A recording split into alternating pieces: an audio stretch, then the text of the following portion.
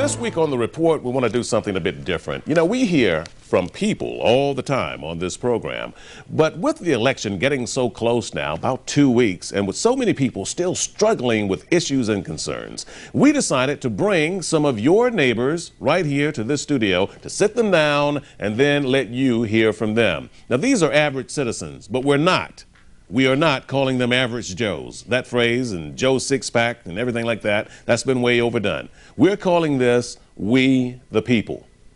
Now, all week, we'll be hearing from 2 people per day about whatever it is that's on their mind. Now, these aren't experts or people with political agendas. They're just people with issues and concerns, just like all of us, right? So let's meet our first guest today as we kick off this special week here on The Report. Jason Claskin is here with me and Victoria Battles. First, here's the background on Jason. Jason is 38 years old and married. He works as a branch manager for Academy Mortgage outside of Philadelphia. Among the most critical issues to Jason, the economy and energy policy. Also joining me is Victoria Battles. Victoria is single, 29 years old. Victoria is a college graduate, but like many Americans right now, Victoria is unemployed, and obviously this is a major issue for her as she searches for employment in these very tough economic times, trying to find a job. Victoria and Jason, thanks for being here with me. As we kick off, We the People, you two represent the people. Victoria, let me start with you. Finding a job right now has got to be like finding a needle in a haystack for many people. Yes. From a reality standpoint, how tough has that been for you? Well, I've been unemployed since February of this year, and so that's about 9 months. And I've been on unemployment. I get unemployment benefits every 2 weeks. But as you know, unemployment is not forever. It runs out within about 6 to 8 months, depending on how long you were working previously. So I just got a letter from unemployment compensation last month saying my unemployment benefits expire October 31st, which means I literally have 30 days to try to find some employment. And how vigorously have you been out there pounding the pavement? Every day since the last day that I got laid off from my job. I have my resume on CareerBuilder, Monster.com. My mom has been helping me, family members, friends. It's just really tough. And what kind of work do you typically look for? What do you anything, because I was an executive assistant, so anything in that area, or working in marketing, which was my major in college, or human resource administration. So anything along those lines, since business was my major in college, so I know a little bit about everything. Okay. So. Jason, you are on the business side of all of this, and yet this is a tough time for business people, particularly mortgage people, because the housing industry has just gone kaplooey. What's your biggest concern as you sit here right now? Well, I think when you say kaplooey, one of the nice things in our market area is we haven't really seen that kaplooey like you've seen in places like California, Florida, some of the areas that were really affected by the downturn. That doesn't mean that we still don't have challenges, that we still don't have difficulties right now, and certainly the number of people that are trying to sell their house still significantly outweighs the number of people that are trying to buy homes these days. I think that when you're talking about the economy as a whole, when you look at it from a personal standpoint, I think that a lot of the buildup of the race for president has really helped to bring so much of this to the forefront and probably smack people right between the eyes with all the issues that we're looking at right now. And when we look at everything that happened, though, with Fannie Mae and Freddie Mac, and you know, there's been so much said about that. We look at what has happened on Wall Street.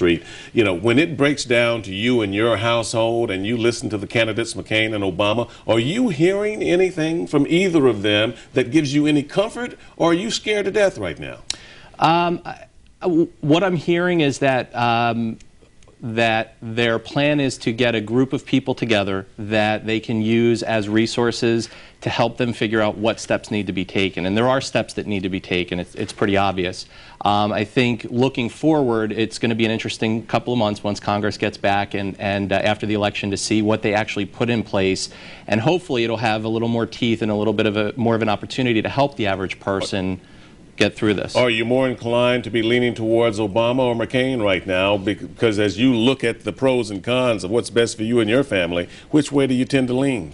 Well, right now I'm still undecided, and it's an interesting thing to say that, because by now I usually would have my mind made up a week or two ahead. You're running out of time. Yep, You exactly. realize that. Exactly. Victoria, what about you? The same question. As you need work. You're hoping that the candidates can put something into place here that can help you and a whole lot of other folk to find jobs out there. As you listen, does McCain or Obama, does either of them have anything that really strikes home with you? Not really. I was Hillary Clinton's supporter all the way and was disappointed when she didn't make it to, the final two. So basically, whichever candidate's going to find me a job is the one I'm voting for. Now, let me just play devil's advocate, because Okay. some would say that, you've got to get out and find the job. But what a candidate has to do is at least try and help the marketplace to be more bountiful for jobs to be out there to be found. Okay, so it's kind of a double-edged sword. There's got to be the jobs out there, but then you've still got to get out there and get it on your own. Do you feel that people tend to overlook people like yourself? They say, oh, Victoria doesn't even have a job right now. And if that happens, what's that like for you? How does that make you feel? It's really frustrating, because when I first got out of college, I was signed up with a temporary agency to find me temporary work for a couple months at a time. And then if they needed someone full-time, they would hire you. If not, it was like the 6 months was over. Thank you for your, services, we don't need you anymore. So a lot of people look at your resume and see that you've had temp jobs and don't think that you're stable because you were at one job here for a couple months and another job. But I got a lot of experience, and I'm smart, and I went to college. I graduated with a 3.0. Like, I'm not a dummy. So if you give me the opportunity, I can show you that I can do stuff. So it's just really hard for me to know that I have the skills to do it. It's just people won't give me the opportunity or the chance. Okay, Jason, let me get back to you for 1 second here. Another one of your issues is energy. There's been a lot said about that, and how this country will deal with this going forward. What's your pinpoint concern regarding energy? Well, I think we've missed a significant opportunity over the past number of decades where until gasoline hit $4+ a gallon, nobody really focused on it as important, and I think it's very, very important. I think from a safety standpoint in terms of our oil dependence, I think from a smart perspective, looking forward and what's sustainable, and I also think now it creates a nice opportunity for employment and jobs for people that has a nice parallel approach to what we're dealing with. I want to ask you two questions, because although your backgrounds are very different, this is going to apply to both of you. As things are really tough right now, how much belt tightening have you done in terms of a budget for your household? You're married and with a family that you've had to do, and people would look at you and say, well, here's a guy, business guy, he can't be hurting that bad, you must be doing okay. But how much belt tightening have you had to do as a result of everything that's going on? Well, I think, including the price of gas. Right, absolutely. I think that the key is to, first of all, is to look at what you can control. First of all, I can control how I approach my business. I can control that I want to help people and that we want to educate them to help find a home and those types of things. So from that perspective, we're still doing very well as an organization, which is not true of a lot of people out in the real estate business these days.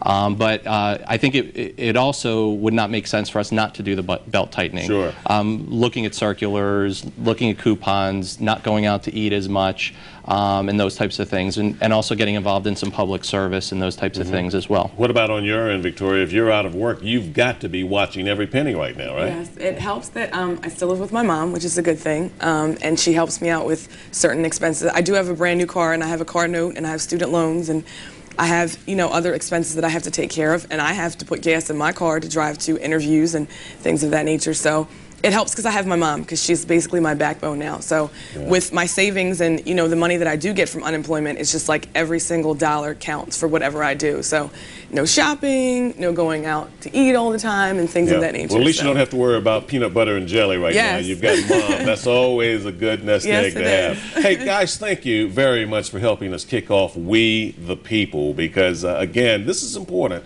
And you are America, and that's what this is all about. And it's interesting that you're both undecided right now in terms of the presidential campaign, and that's part of what this is all about, to try and help people to better understand what the issues are from the American people out there. Thank you so much, and good luck to the both of you. Thank you. Jason Claskin and Victoria Battles kicking off our We the People segment. Good luck finding a job. Thanks, Art.